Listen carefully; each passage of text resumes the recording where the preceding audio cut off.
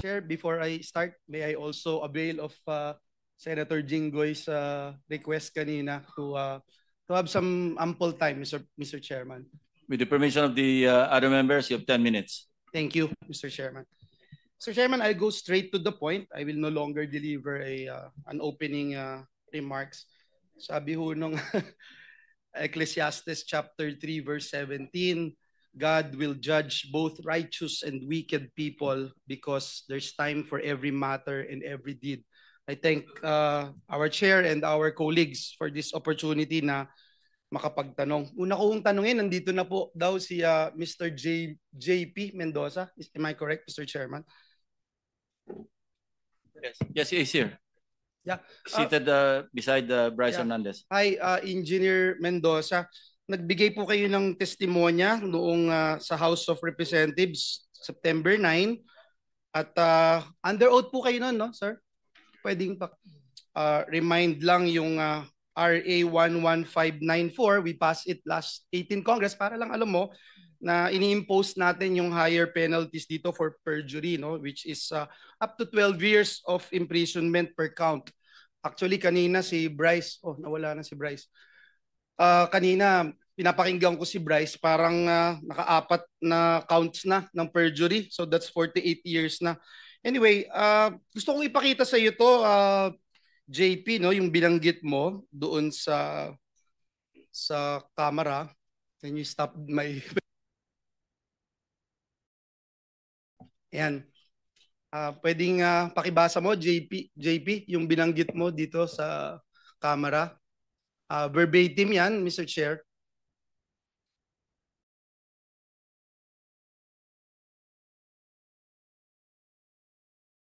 Sir, yung picture po na yan ay noong October 2023. Na kung saan nagre-request po si Senator Joel ng iyong, sensya na po, medyo malabo yung mata ko, ng inyong, yung mga binasa po ni Engineer Bryce na base ng flood control kanina na nakasaad doon sa context. 4 lang po yung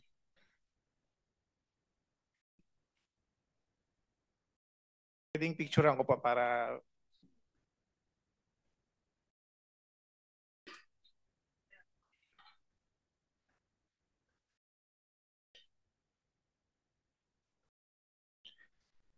Sir, yung picture po na yan ay noong October 2023 na kung saan nagre-request po si Senator Joel ng yung mga binasa po ni Engineer Bryce ng flood control kanina na nakasaad doon sa context. 4 lang po yung napicturan sa akin ng boss ko. Kumbaga para sa summary po yan na sinasabi ni Senator Joel na mababa yung kanyang pondo, subalit siya ang majority floor leader. Isa siyang majority floor leader. Majority floor leader siya noon that time and member siya ng Commission on Appointment. Yan yung sinabi mo? Yes po. Mr. Chairman, may I ask Mr. JP Mendoza, kasi binanggit niyo po dyan na si Secretary Bonoan ay kinukumpirma ng Commission on Appointments. Yan po yung binanggit po ninyo, no, sa Commission on Appointments. At ang date po na ito, would you say, tama po, yung sabi niyo, October 2023? Sir, check ko lang po yung eksaktong date dito sa binasa niyo po kanina yung transcript. October 4, 2023 po, to be exact po. Yes, November 22, 2022 nang ma-confirm si Secretary Bonoan. Sabi nyo din, Mr. Mendoza, are you aware? Kasi sabi nyo din po na miyembro si Senator Villanueva ng Commission on Appointments. Sabi nyo rin, October 2023. Tama po? Sir. Binasa nyo po yung transcript eh. Check ko lang. Ito po sa pagkaka-picture ko po, October 4, 2022, 10:31 p.m. po. Hindi kakasabi mo Yes lang po. kanina, yan din ang sinabi mo sa House. Yung 2023 po dumating yung project po. I'm sorry. Magulo yata yun, Mr. Chair. Sabi mo 2023, yung binasa mo kanina at binanggit mo sa House. Sir, upon checking po, kasi ito po yung picture. Para ma-summary ko po, sir, okay lang po ba na ipaliwanag ko po? Ito po Go ahead, kasi... sige, para maliwanag. Apo. Sir, pwede po bang humingi rin ako ng parliamentary immunity? Legislative Ay, immunity. legislative immunity po. Of course, alam mo naman yung conditions, di ba? Apo. Nasabi sa Apo. kanina may legislative immunity pero hindi rin totoo ang sinasabi. Baka pareho rin ang Hindi, sasabihin mo. ito po para ma-explain ko po ng Any diretso. objection? Hearing none, sige, granted. Ito po, sir. Ito pong time na to, nung papicturean po sa akin ni Boss Henry yung cellphone po niya kasi disappearing message po. That time po, ang sabi po ni Boss Henry, nagre-request daw po si Senator Joel ng pondo po. Nang almost parang ang pagkakabanggit ni Boss Henry is 1.5 billion. Subalit doon sa parang pumasok sa conversation po na napicturan, isang kayang ialat ng po sa kanya ni Secretary Bonoan is 600 million. Totoo naman I'm po. sorry, Mr. Chairman. There's nothing there. Kahit na picture lang yung pinicture mo, there's nothing there that states that. Is this a new allegation that you're talking about? Actually, papaliwanag ko lang muna po, sir. Ang kaya lang po ni Secretary Bonoan that time is 600 million na ibigay. Kaya sa conversation po, This was parang, in October 2022. yes po, Okay. nung nagre-request nung October 22. Okay, Mr. Chairman, can I finish on that? Kasi lumalayo na po siya. Allow the resource person to finish the narration before Okay. we interject. Okay. Yung katulad nga po ng sinabi ni D.E. Henry noon, kung nagpa-follow up sa St. Joel, totoo naman po na ang nire-request niya is mga multipurpose building. Pero that time na hindi kayang ibigay yung amount na hinihingi ni Senator Joel, ang kaya lang ni Secretary Manny Bonoan po noong time na yun is 600. So, hindi maaabot yung target na almost 1 billion na mahigit. Naisipan po ni D.E. Henry na i-convert sa flood control yung 600 million na which is kinuhanan po ng 25% yung mga kontraktor para ang maging total is 150 million. Kung sinasabi po kanina na yung project po lumabas po siya ng 2023, wala po siya sa GAA. Meron po kaming conversation nung Chief of Staff po ni D.E. Henry na isinend po sa akin yung list na ayos na po na eto po, pakita ko po.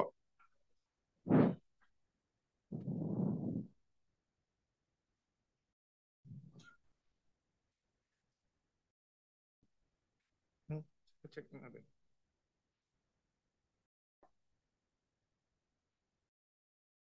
Paling pa-flash to. Kasi kaputol na lang para hindi naman. Tama na lang, sir.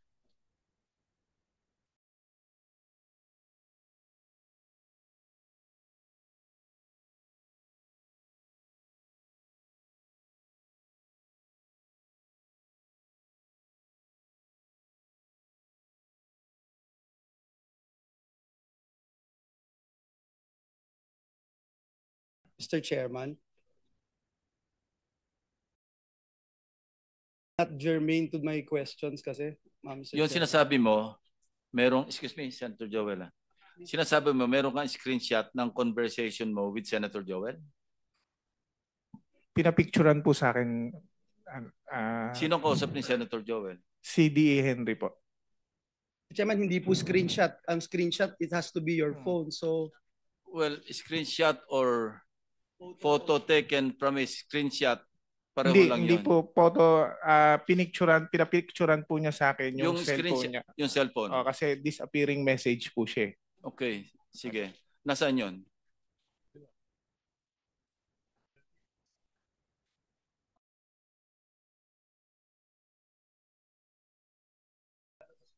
Ang binigay mo raw, list of projects, hindi yung... Kumbaga, nung yung 600 million na kinonvert na lang po sa flood control, ito po, ito po yung nasan po.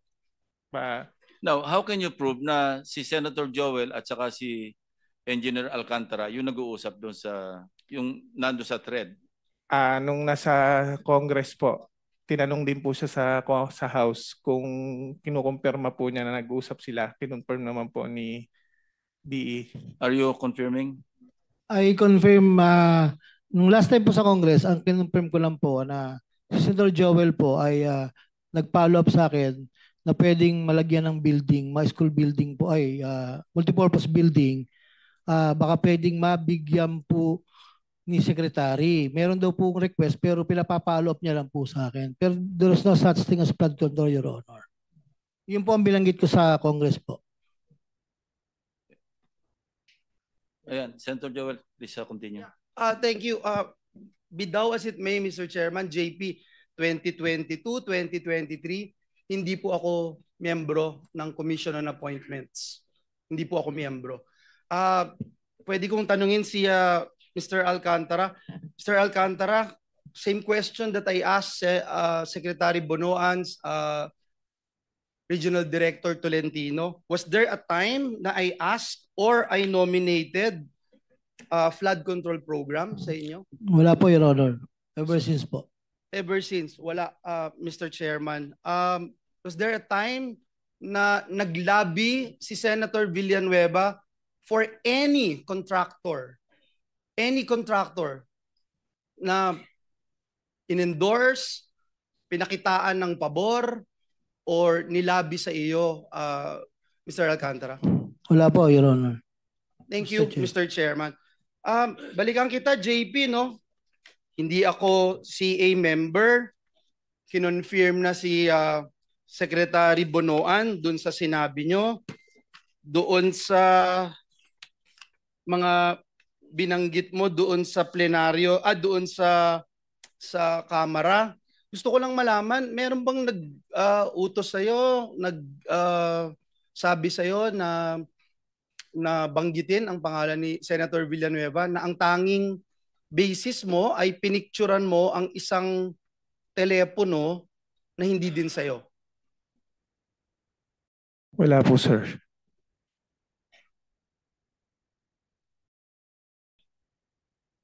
Puntahan ko si Bryce, Mr. Chairman, Engineer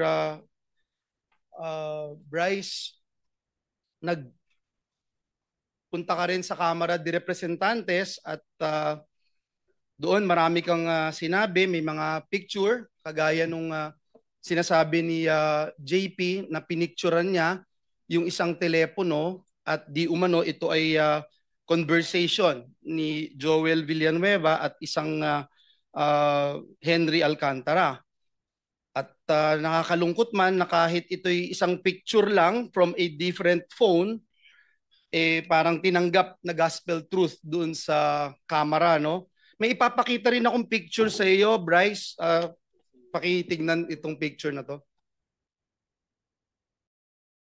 Pakilakihan.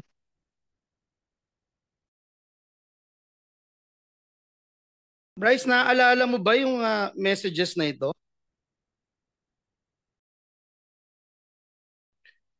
Your Honor, ngayon ko lang po nakita yan. Wala po ako nababasang ganyang messages po. Numero mo ba yan na nakikita sa telepono? Numero mo ba yan? Numero ba ng congressman yan? Wala pong nakalagay na numero, Your Honor. So pareho pala dun sa binanggit ni JP, wala ring numero. Naaalala mo yung message na yan? Ako hindi po. Kasi may nakapagsabi sa akin, ikaw daw ito. Paano ko ipagpilitan kung ikaw din yan?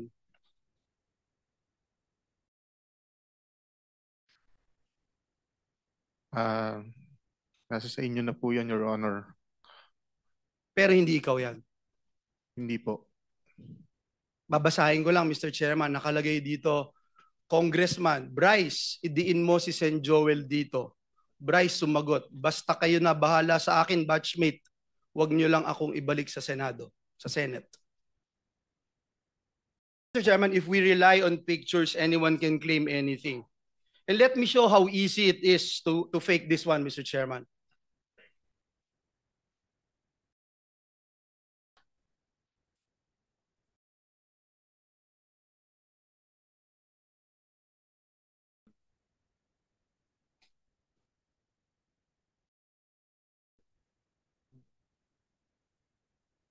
"20 seconds, Mr. Chairman.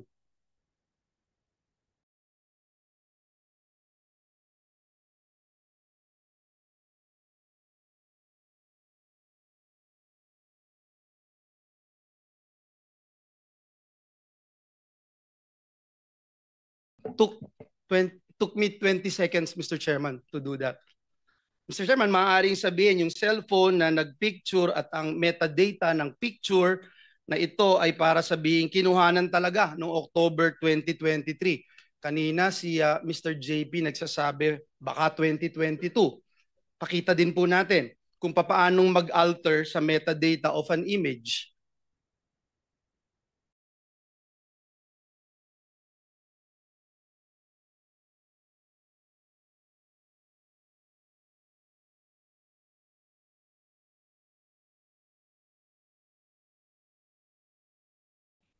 Can you confirm, Engineer Bryce, itong binanggit nyo na Your Honor regarding sa mga text messages po, wala po. Kasi you're being asked to prove your allegations na may pruweba or usapan tayo o at least make sure for fairness sake, sabi niya Rep. Adyong. Would you confirm na ito po yung naging sagot nyo, sir?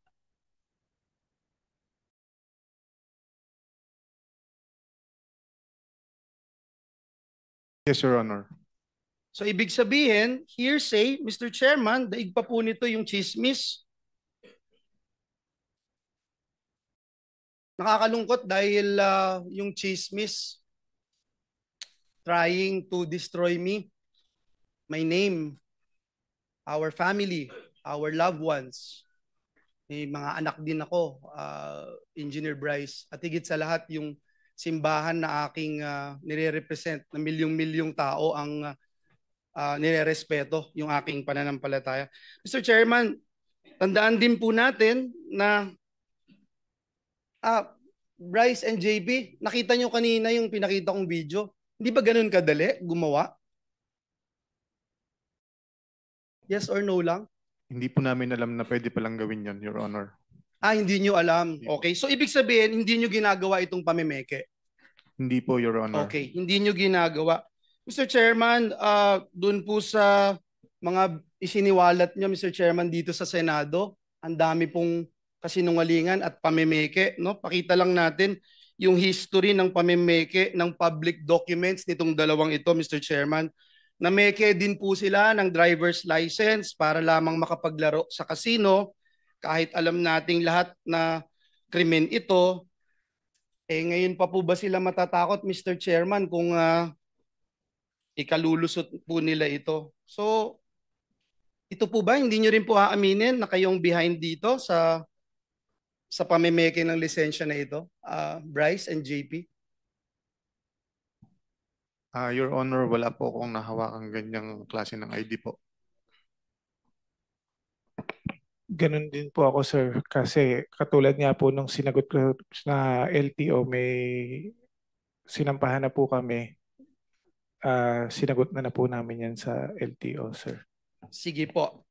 Taong bayan na po ang huhusga kung may kakayahan kayo o wala. Miyembro kayo nitong BGC Boys na pinangalanan ni Senator Lacson na nagpatalo ng 950 million yung lisensya. Ito, may lisensya po. Yung LTO po, it's already in the LTO. Kayong dalawa, sinasabi nyo, hindi nyo alam na nagkalisensya kayo? Ako po hindi po, Your Honor. Picture mo yun Oo nga po, nagul din po ako at meron ganyan lumalabas so ID. paggawa ng lisensya mo, driver's license? Dahil fake, ayaw mong aminin. Hindi po. Yan ba yung legislative immunity na hinihingi ninyo? Your Honor, hindi po talaga ako nagpagawa ng ganyang ID. O Hindi sino po nagpagawa? Paano nagkaroon ng lisensya sa pangalan mo na fake? Dahil ang LTO sumulat na sa amin. Opo. Sinasabi lang, fake yung lisensya ninyo. So sinong kumuha para sa'yo nang hindi mo alam? Hindi ko po talaga alam, Your Honor. Basta ang alam ko lang po, Bryce. meron po akong sariling valid na lisensya ko po. Bahala ka sa buhay mo. Ha? But if with the indulgence of Senator Villanueva, Yes, Senator Bam. anong ginagamit mo sa casino? Anong ID ginagamit mo sa casino? Wala po akong gamit na ID sa casino. Ano po, membership number po. Yung sinasabi po kasi na pag meron na ng membership number na sasabihin mo po doon, makakapaglaro na po. Yung membership number na sa pangalan mo? Nakapangalan po sa ano, Sa? yun po, yung Marvin D. Guzman. Oh, yun na nga. So may Marvin D. Guzman ka nga na alias. Yun po yung nandun sa may membership number na ginagamit ko. Well, pero ID, membership ID, at saka license, wala po akong ganun na Marvin D. Guzman. So ang Marvin D. Guzman na alias, ginagamit mo pang casino. Kasi yan ang ginagamit mo para sa membership ID mo. Tama? Wala po akong membership ID, Your Honor. Yung membership number, Yes, nakapangalan membership kay number. Marvin D. Guzman Sa pagkakaalam ko po. na ginagamit mo. Opo, Your So may Honor. alias ka na Marvin D. Guzman. Parang ganun po. Pero tinatanggi mo na nagpagawa ka ng driver's license. Yes po, Your Honor. Okay, for the record, Mr. Chairman, meron siyang alias na Marvin D. Guzman. Thank you, Mr. Chairman. Kada? Hindi ko po talaga nahawakan yung ID na yan, Your Honor, para i-present po sa kanila. Ikaw nga nag-present, Okada na nagsasabi. Sinong maniniwala sa'yo, Engineer Hernandez? Alam mo, you're being confronted with all these documents, all these proofs, ano? Tapos you keep denying and then you have the goal to ask for a legislative immunity. Magbibigay lang po ako ng example, mabilis lang po. Naalala ko po, nabanggit niyo po na naglaro ako nung September 1 sa casino. Hindi ako nagbanggit. Naglaro ka sa casino Naglaro po. October 17 to 18. Sabay-sabay kayo. Di ba sabay-sabay? Nagkamali ng petsa. Actually, yung dating chairman. 17 to 18 ka nasa Okada. Huwag mo i-invoke yan kasi I'm telling you, mali yung premise ng dating chairman. But I'm telling you, I'm correcting it. Nandoon ka noong October 17 to 18. Tama o mali? Anong year po, Your Honor? 2022. May admission ka dyan eh. Sa Opo. statement mo. Opo. So you're not denying. Hindi ko po dinedeny yun. Nung napunta po ako ng Okada noon at nakapaglaro po. Nung ng 17 to 2022. 18. Hindi ko po October alam 17 yung to state. Basta 2022 po yun, Anyway, Your Honor. You better compose yourself, ha? Kasi pabali-baligtad ang sinasabi mo. Walang maniniwala sa iyo pagkaganyan yung mga statement. Okada na yung nagsacertify eh. Yes po, totoo naman po na nakapaglaro po ako ng 2022 po. Hindi mo ginamit hindi mo pinresent yung driver's license mo Hindi po, Your Honor. under the name Marvin D. Guzman. Hindi po, Your Honor. So sinungaling ang Okada. Chairman, Yes, I mean, Senator Bam. sino yung nag-apply nung membership sa Okada? Ang alam ko po, kung hindi po ako nagkakamali, isang taga-Soler po. Hindi ikaw yung nag-apply? Hindi po ako. So binigay na lang sa'yo yung membership number mo? Exactly po. Ganun po ang nangyari. Sino Your yung Honor. nag-apply para sa'yo? Baka pwede mong banggitin. Kaibigan po, ano po? Bryce, you can still redeem yourself. Opo. I'm giving you one last Yes, po. chance. I'm telling you, I told you this earlier. Remember? Nadiin-dandiin ka dito. Remember that? Yes po. Huwag kang lulusot sa amin. Ang dami namin dito na pwede mag-fact check sa'yo. Ha? Opo. Naalala ko na po ang pangalan nung nag-apply nung membership. Mike, ano pilitin niya? Archibald po. Ang sinasabi mo, si Mike, a certain Mike Archibald, nag-apply para sa yung membership sa Okada. Yes po, Your Honor. Kasi ang Okada, yung record nila is my driver's license na kasama ng membership mo. Sino nagbigay ng pangalan na De Guzman? Hindi ko po alam. Baka si Mike po. Pero pagpasok mo doon, Alam mong Di Guzman yung gamit mo. Wala pa po akong aid. Nung pumasok po ako doon, wala po kami membership eh. So si Mike po ang nag-ayos ng membership na yan. Hindi po kami. Okay, Mr. Chairman. Inyo kung pagtsatsagaan nyo pa ito, ha? Thank you, Mr. Chairman. Ako ho, madami ho sana ako itatanong pa pero I think it's very clear, crystal clear, Mr. Chairman. Siguro yung huli ko na lang po na sasabihin, Mr. Chairman, ay itong ini-strengthen niya na paulit-ulit po doon sa Kamara, Mr. Chairman, na nasa GAA po itong alleged flood control project. Tinanong po natin kanina yung district engineer kung merong flood control project si Senator Villanueva, wala. Ngayon, iniiba-iba ho niya in 3-4 times, Mr. Chairman. I can show you all the minutes of the hearing. Siguro kahit isa lang mag-show tayo itong tinanong ni Chairman Redon sa kanya kung banggitin niya itong sinasabi niyang proyekto. At ang sabi niya, Mr. Chairman, na ito ay nasa listahan ng General Appropriations Act ng 2023. Kaya, Mr. Chairman, I will still submit, Mr. Chairman, this 2023 GAA. Pwede na rin natin isama yung 2022 at saka 2024 dahil baka nagkamali po sila. Wala po dito lahat ng binanggit. Kahit yung binabanggit ni JP na nasabi nasaan program, wala po. Yung lahat ng binanggit nyo po doon sa Kamara, wala po lahat. So Mr. Chairman, babanggitin ko lang that a good name is always to be chosen than great riches. At masakit man isipin na dinrag ang malinis na pangalan ng representasyon na ito, lalo na being a member of the Jesus is Lord Church. Gusto ko pong sabihin, there's always time for everything. At salamat sa aking mga kasamahan at this committee for clearing this out. At gaya ng sabi niyo, Mr. Chairman, wag na nating pagtsagaan ang mga sinungaling. Thank you, Mr. Chairman. Dapat siguro palitan niya yung pangalan niya, Blyce na lang, Blyce. Yeah. Your Honor. Mr. Chairman. Yes, the Senate President. Thank you for watching.